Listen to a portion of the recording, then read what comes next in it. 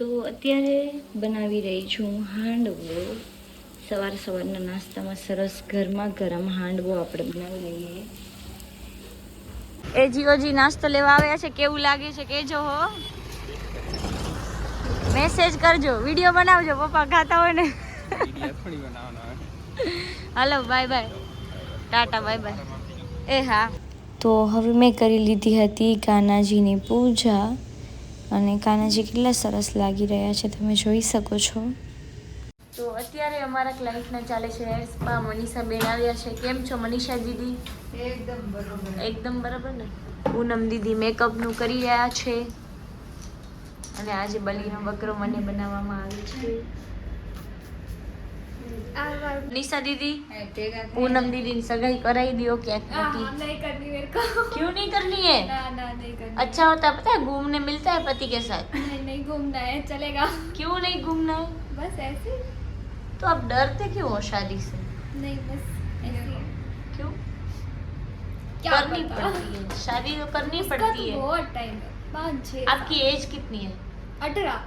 तो कुछ नहीं है तो फिर तो बड़े क्यों लग रहे हो? અત્યારે વાગી રહ્યા છે 11:15. કેમ છો પૂનમ દીદી? મજામાં છો? મજામાં છું. આજે મારી હેરસ્ટાઈલ કેવી લાગી તમને બધાને? મારી પણ આવી છે. તમારી પણ આવી છે? વાહ વાહ, સરસ. મનીષા દીદી શું કરી રહ્યા છે જોઈએ. કેને ફોન કરે છે? એમના બબુને ફોન કરે છે. હવે બબુ કહેવાનું, 2 છોકરા થઈ ગયા, શરમે નથી આવતી. તો હવે આવી ગયા હતા અમારા ક્લાયન્ટ અને હું કરી રહી હતી સ્ટ્રેટનિંગ. અને સિરિયસલી હમણાં બહુ જ ગરમી થાય છે અને વરસાદ પણ નથી આવતું. અને જાનુબેને કેમ વિડીયો લીધો છે, બ્રાઇટનેસ વધારે થાય છે, ઓછી થાય છે, વધારે થાય છે, ઓછી થાય છે. હે ભગવાન જાનુ. આઈસ હવે આરતી દીદીને આપણે લઈ જઈએ છીએ ફરાવવા માટે. આરતી દીદી આવી ગયા છે કીડાણાથી. હા, તમારા વગર નથી રહી શકતા. બહુ યાદ આવે તમારી. લાગે બહુ યાદ આવે મને તમારી તો બાપા. અંબોડી તો હજી તમારી સુધરી નહીં, હજી અંબોડી જ વાળો છે. ગમે છે. તો હવે અમે આવી ગયા હતા રાખી આંટી પાસે. બસ હવે પહોંચવા જાય નહીં આરતી દીદી. આવી જાય છે ઘડી ઘડી આઈબ્રો કરાવવા. આઈબ્રો કરાવવા આવી જાય છે આરતી દીદી. મારી પાસેથી મારો ટાઈમ છીનવી લે. તો ગાઈસ પતરા લાગી ગયા છે, જોઈએ હવે પાણી આવે છે કે નહીં. મમ્મી હા. તો ગાઈસ મને કાલે મળી ગઈ હતી બજારમાં કેરી, તો મેં લઈ લીધી અને એક જ લીધી છે મેં. અને આરતી દીદી હું તમને આપીશ નહીં અને ભૂખ્યો પાડતા પણ નહીં હો, કહી દઉં તમને. ભૂખ્યો ના પાડતા, પેટ દુખ્યો તો ફોન કરીશ તમને. હું ખાલી આઈબ્રો કરાવવા આવ્યો, શાંતિથી આઈબ્રો કરાવવા દો મને. ભૂખ્યો ના પાડતા હો મારી કેરીમાં હો ને. આ કટિંગ કરેલો હોય મેં પોતે. બીજી વાર કટિંગ થઈ ગયો, ભલે ઉડી જાતો. આરતી દીદી આવજો. Tata bye bye. હાલો મમ્મી હું જમવા બેસું હો ધીમે ધીમે. ઓકે હા, ઘરમાં જ બેસીશ, બહાર નહીં બેસું.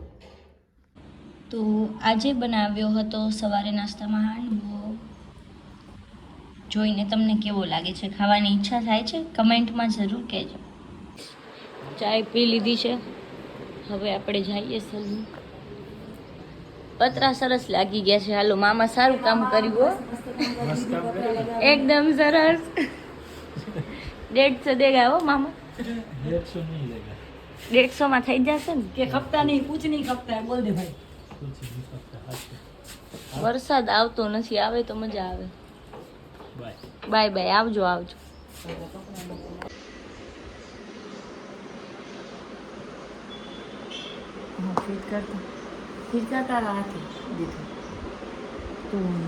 ગાઈસ ફાઇનલી આપણે જઈશું સલૂન. તો મમ્મીજી રેડી થઈ જાય એટલે આપણે જઈએ હવે સલૂન. ગાઈસ હવે હું સલૂન આવી ગઈ છું. જાનું શું કરસ? કાંઈ નથી કરતી, તો કર કંઈક. તો શ્રુતિ દીદી આવ્યા છે. હા શ્રુતિ દીદી કેમ છો? મજામાં ને? તો બસ શ્રુતિ દીદી કોલેજ બતાવજો તમારી ડુમ્સ કોલેજ. અમે ક્યારેક લેવા આવશું તમને. ના મારે ભણવાની ઈચ્છા નથી હવે. ના ભણીને ક્યાં જાઉં તું પર. શ્રુતિ દીદી આવજો. બાય. એકને બાય કહીને બીજા આવે છે. એ આવતા ના જાઓ, અમે અહીંયા નવરા નથી. શેના માટે આવ્યા? બુકિંગ કરાવો પેલે કે મળવા શેના માટે? હાલો આવજો. બાય. કોમલ દીદી મારા કપડા લઈ ગયા હતા અને ભાડું દેવાની ના પાડે છે. 1 કરોડ ક્યાંથી લાવો ગમે ત્યાંથી. તો ક્યાં જાવ તમે કયો તો ખરા? બંગલો લઈને ન રહી લવો. પણ અમદાવાદમાં 1 કરોડ તો વપરાઈ જશે બંગલામાં તમારા. બંગલો લઈ લો ને બીજા તો ફર્નિચર ને બધું ક્યાંથી લાવશો? 1 કરોડનો બંગલો ને ફર્નિચર શીખે યાર. એમ તો ખાવા પીવાનું પછી ઈ તો કમાવી રે ને કઈ થોડી બેઠાઈએ. તો બરાબર લઈ લ્યો. હાલો ને હું આવીશ રોકાવા માટે. 5 રૂમ વાળા લઈ લઈશ, બધા એક રૂમમાં લઈ જશે તો થાય નહીં. તો કોમલ દીદી જાય છે ઘરે હવે. અમારે અહીંયા લાઈટ ચાલી ગઈ છે ગાઈસ. બહુ ગરમી થાય છે. ચલો આવજો કોમલ દીદી, પધારજો. Bye guys. હવે હું વિચારું છું કે થોડુંક શૂટ કરી લઈએ. તો ટ્રેન્ડિંગ વિડીયો બનાવવું છે મને. સો બધાથી પહેલાં તો હું આઉટફિટ ચેન્જ કરી લઈશ બિફોર બનાવવા માટે, અને આફ્ટરમાં કંઈક સ્પેશિયલ આઉટફિટ પહેરવાની છું. સો સ્ટે ટ્યુન. મિત્રી દીદીએ મારા કપડાં પહેરી લીધા છે કઢાવીને. ગાઈસ તો મેં પહેરી લીધા છે જાનુના કપડાં, કેમ કે મારા કપડાં થોડા ટ્રેડિશનલ લાગતા હતા. સો ગાઈસ હવે હું રેડી થઈ ગઈ છું અને જસ્ટ લિપસ્ટિક બાકી હતી, અને તમને એક મેજિક બતાવીશ.